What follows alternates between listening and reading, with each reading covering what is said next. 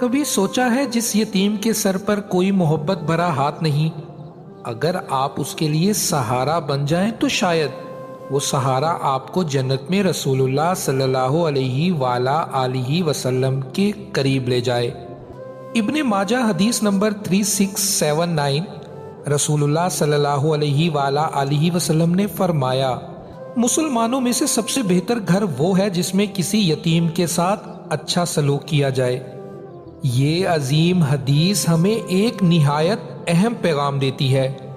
اللہ کے نزدیک وہ گھر بہترین ہے جو یتیم کا دل رکھتا ہے، اس سے محبت کرتا ہے اور اسے سہارا دیتا ہے۔ بہترین گھر کا معیار۔ نبی صلی اللہ علیہ وآلہ آلہ وسلم نے گھروں کی عظمت مال، شان یا سجاوٹ سے نہیں جوڑی، بلکہ یتیم کی دل جوئی سے جوڑی ہے۔ وہ گھر اللہ کے نزدیک اعلیٰ ہے جہاں یتیم کو پناہ، محبت اور عزت ملتی ہے۔ یتیم کے ساتھ حسن سلوک کیا ہے؟ یتیم کے ساتھ اچھا سلوک صرف خرچ کرنے کا نام نہیں، بلکہ یہ دل کا معاملہ ہے۔ نرمی سے بات کرنا، اسے اپنائیت دینا، اس کی تعلیم و تربیت کا خیال رکھنا، اس کے دل کو تسلی دینا، اس کے مستقبل کے لیے فکر کرنا، یہ سب حسن سلوک کے درجے میں آتا ہے۔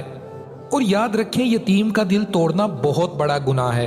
حدیث کے مطابق بدترین گھر وہ ہے جہاں یتیم کو رلایا جائے، اسے ڈانٹا جائے یا اسے حقیر سمجھ کر اس کا دل توڑا جائے۔ اللہ ایسے گھروں سے اپنی رحمت روک لیتا ہے۔ جی ہاں، وہ گھر جہاں یتیم کی کفالت ہوتی ہے وہاں رحمت اترتی ہے، برکت بڑھتی ہے، دل نرم ہوتے ہیں اور گھروں میں سکون بھر جاتا ہے۔ نبی نے فرمایا، میں اور یتیم کی کفالت کرنے والا جنت میں اس طرح ہوں گے، اور آپ صلی اللہ علیہ وآلہ آلہ وسلم نے 2 انگلیاں ملا کر دکھائیں، یعنی انتہائی قربت۔ کیا ہی بڑی خوشخبری ہے۔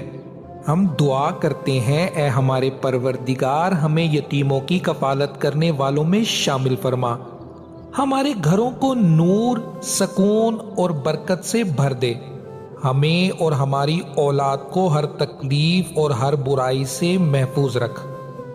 آمین یا رب العالمین۔